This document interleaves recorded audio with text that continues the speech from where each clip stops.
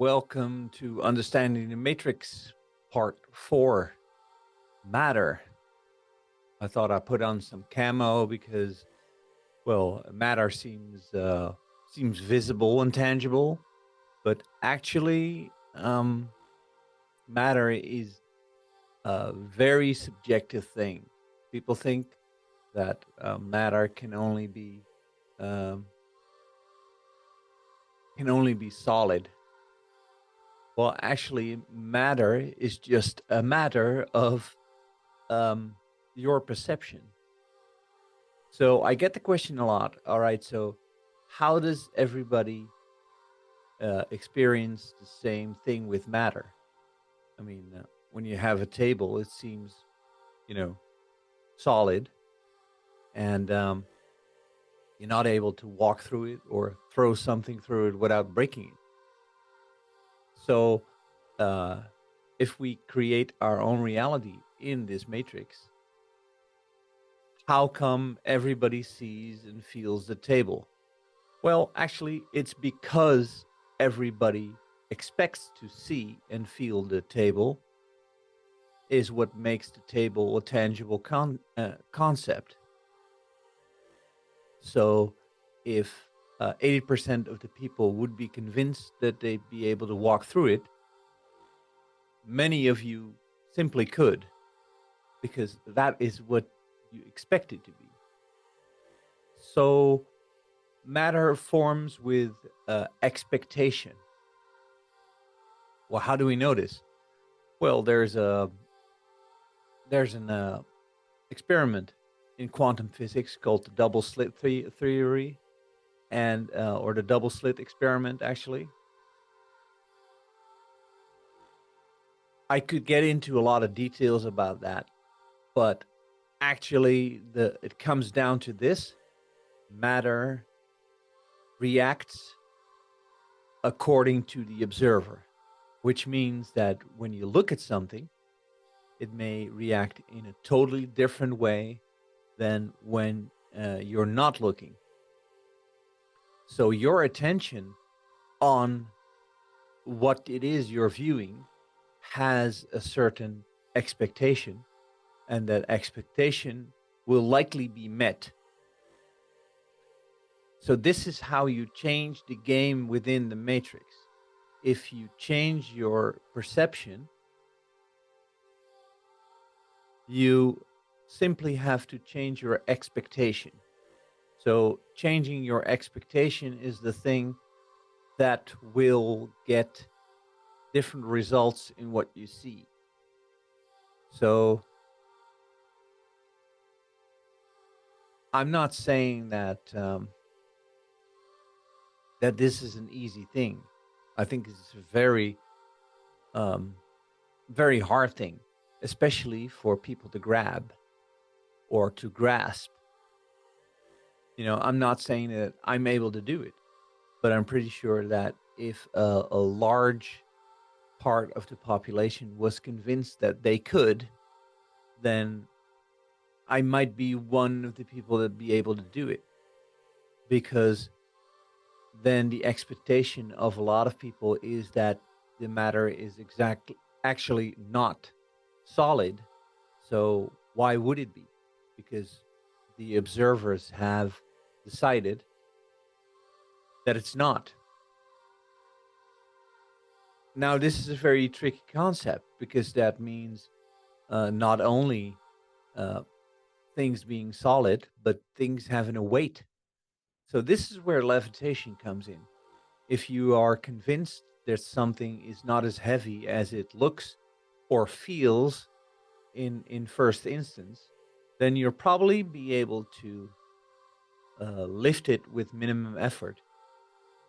And I'm pretty convinced that if you are convinced that you can do this by not even touching it, then it could happen, especially if a lot of people feel the same way. And this would be a good explanation for what happened in ancient Egypt, because how else would they be able to uh, relocate these big blocks of stone and granite and all that kind of stuff, and it would just place it perfectly in weird places, high places, things that we now are almost incapable of to move with a crane. So rolling those things on a couple of wood logs, nah, doesn't seem likely. Especially when you know that some of the sarcophaguses, they are made inside the pyramid in a room that's actually mostly filled up by them, and then they're supposed to be rolled through the hall. Try rolling a 60-ton block across a hallway where you have 20 centimeters on every side and 30 on the top. You might be able to do it outside if you have enough people, pushing and pulling. But getting a couple of hundred people in a narrow hallway, especially making corners, it's just not going to happen. So uh, I'm pretty convinced that levitation was a big deal in ancient times, and probably even before that, because we're finding now many evidence for of what can now be called lost civilizations. But if we start diving into them, then they'll become a part of our history again. But all these cultures were able to make huge monolithic sites with incredible precision, with lumps of stone and rock that are just impossible to move at this point, especially into the places where they are placed. So what I'm saying is that at this time, we do not have the technology to work our way around building the stuff they did thousands of years ago. So are we getting smarter, or are we getting a more narrow sense of what is possible? And getting a more narrow sense of what is possible completely underlines the fact that we could have been able to do things with our minds that we're not able to do now. So there's a clear indicator that things have changed, and I think for the worse, because we're basically children when it comes to that kind of thing. So matter is just a matter of perception,